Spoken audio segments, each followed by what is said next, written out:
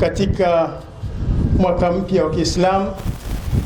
Taban sisi wafuasi wa Ahlul Bait Mashia, yanapoingia masiku haya kila mwaka ulimwenguni, wafuasi wote wa Ahlul Bait kwa pamoja, kuanzia mwezi mosi Muharram, siku haya ya Muharram tunakusanyika katika maeneo yetu, katika misikiti yetu, katika husainia zetu, kwa kumkumbuka na kukumbuka tukio la kusikitisha, la kuhuzunisha, la kuuawa kikatili kizazi cha Bwana Mtume Muhammad sallallahu alaihi wa alihi wasallam, wakiongozwa na mjukuu wake al-Imam al-Hussein salawatullahi wasalamuhu alaihi.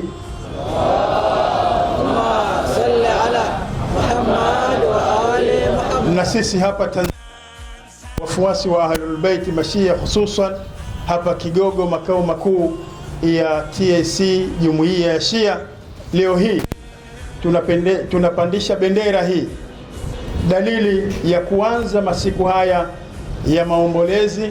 Lakini bendera hii iliyopandishwa ni bendera ya kuthibitisha kwamba ile damu iliyomwagika katika ardhi ya Karbala, damu ile bado ipo hai na inafanya kazi, na ndio maana leo tumekusanyika hapa, tunainyanyua bendera ya Imam al-Hussein ambaye alitoka yeye na kizazi chake kwa ajili ya kupinga dhulma, kwa ajili ya kupinga uonevu, kwa ajili ya kutaka dini ya babu yake Mtume Muhammad sallallahu alaihi wa alihi wasallama iende kama anavyoitaka Mwenyezi Mungu Subhanahu wa Ta'ala.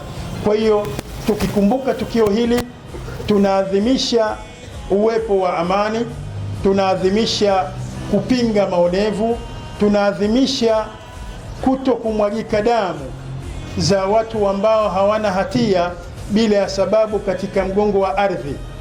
Na sisi kama wafuasi wa Ahlul Bait siku zote tuko mbele katika kuyapinga hayo yote.